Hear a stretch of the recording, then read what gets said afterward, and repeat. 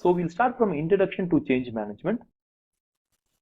So Jack Welch, the CEO of GE, he says that if the rate of change on the outside exceeds the rate of change on the inside, the end is near. So he says that we have to, if we are not changing ourselves at the pace of the external change, we'll be like outdated. This quote can be exactly like applied to a company like Kodak. So how they have failed, that is a perfect example for this quote. Many times in its existence, an organization may have to change its strategy.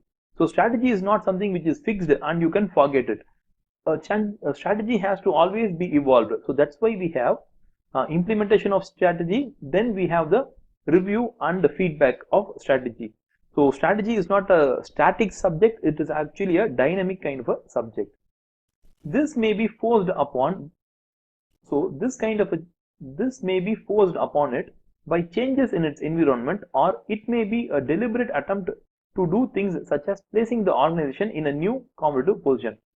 So change can happen in a company because of the environment, or it can be a voluntary thing which the company chooses to change itself. Here we focus on strategic change can be managed in order for it to be achieved successfully. So the logic here is why we read this chapter is, it is because we have to understand how change can be like made smoothly in a company and how we can ensure that it is successful. So what are the reasons for change? Why does a company have to change itself? It's because of these reasons: technological evolution, the process might have become old, so we have to create a new process. Some kind of a crisis could have occurred. Consumer habits are changing. Pressure from new business entrants, new competitors are coming up in the market. The rules and regulations are changing. Because of first mover advantage, we want to become the first company to enter in that industry. Because of merger and acquisition, because of organizational restructuring. So what you do is you search in Google about what are the various changes that are occurring in the real world for a real company. So you will understand like what are the problems that the real companies are facing in terms of change management. So here we will look at the different types of strategic changes. So when we say that a company has to change, not all the changes are of same manner. Each and every change is like quite different. So this matrix helps us to define what kind of a change our company is currently experiencing or it is about to do. So this matrix is in terms of a 2 into 2 matrix. There are like two elements to it. One is the scope of change, how big your change is, and the other one is nature of change, how quick your change is. So we will see about first these elements, then we'll move on to the boxes. So we'll start from the transformation. So transformation comes here, scope of change, how big are changes, and within that we have transformation. So when we say transformation, it is something a huge kind of a change for a company. So what is the definition of huge change? Huge change means the organization's culture, okay, and the business model undergoes a change. So it is a fundamental change that cannot be handled within the organizational paradigm. It is something like a transformation of a caterpillar to a butterfly. So a butterfly is born from a caterpillar, but there's a huge difference between a caterpillar and a butterfly. So that can be a kind of an example. Or the next one is realignment. Realignment. What is realignment? Realignment means there is no fundamental or huge change, it is only a small change. So this does not involve a fundamental reappraisal of the central assumptions and beliefs, or results in no change in changing a organization's culture or business model. So it's not going to change anything in a huge manner. So the next one is incremental change and big bang change. Incremental means we do it on a slow by slow basis. So every year we are trying to change our company by 10%, 10%, 5%, like that. We slowly adopt to the change and we change our company. So that is called as incremental change. Big bang is within a year or within a short span of time, we try to change our entire company very quickly. So it is a very forced thing. It is a reactive transformation using simultaneous initiatives on many fronts, and that too it is done on a short space of time. So it is something like a war on our own company. So we'll see how this fits into the matrix. So adaptation. So now we will see how these four elements are like combined, and it results in the 2 by 2 matrix. So here we will discuss first about the adaptation. So adaptation is based on the existing culture and the same business model and processes and competencies. Also it is slow. For example, if you take here, it is both, here it is low, okay, the scope of change is low and the speed of change is also low. So that results in adaptation.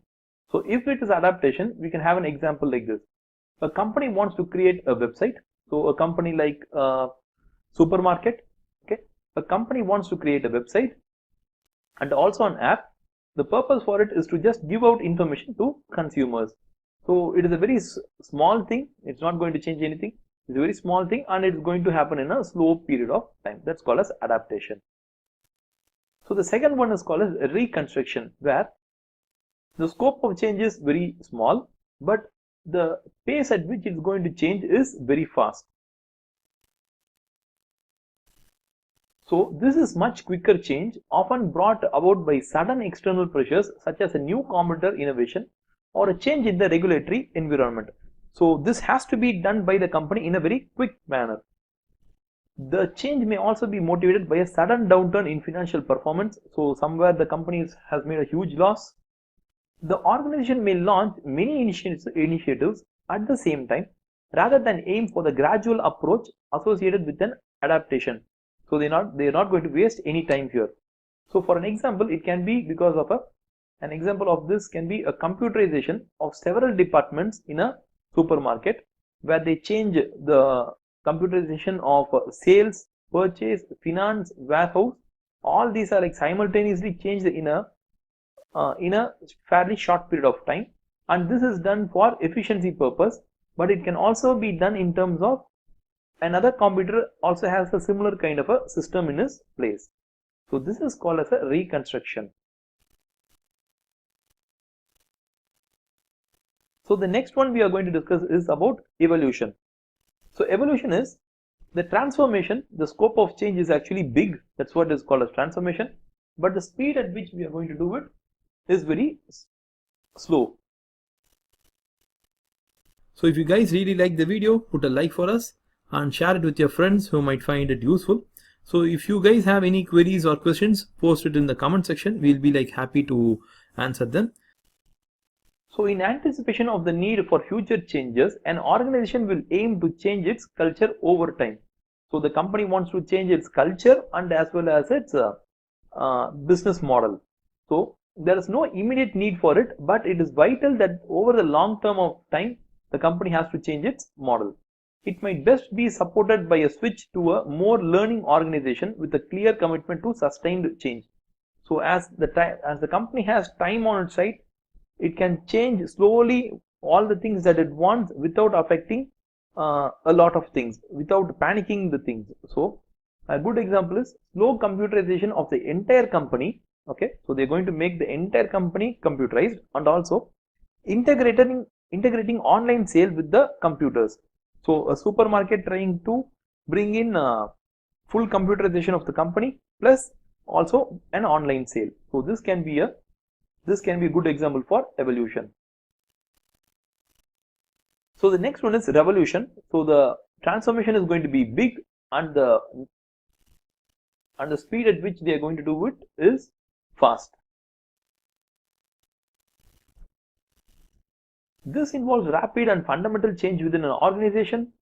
It may follow a period of strategic flux. So which companies do this? The companies which are in strategic drift for a long time and they want to suddenly improve themselves, those are the companies which go for revolution.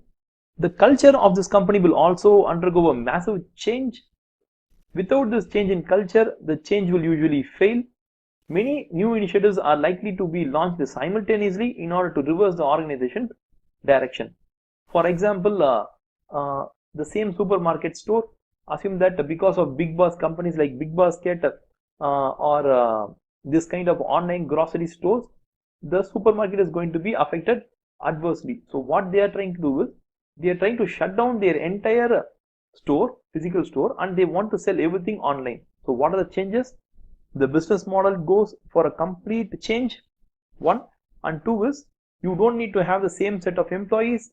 Either most of them are going to be thrown out of the job, one, or two, some of them who are with the company still, they will have to be retrained. So it is a massive change in a short period of time. So if you guys really like the video, put a like for us and share it with your friends who might find it useful. So if you guys have any queries or questions, post it in the comment section. We'll be like happy to answer them. If you guys have any other ideas for further videos, you can put it in the comment section. We'll be like creating a new video on that topic also. So thank you guys. We'll meet in the next video.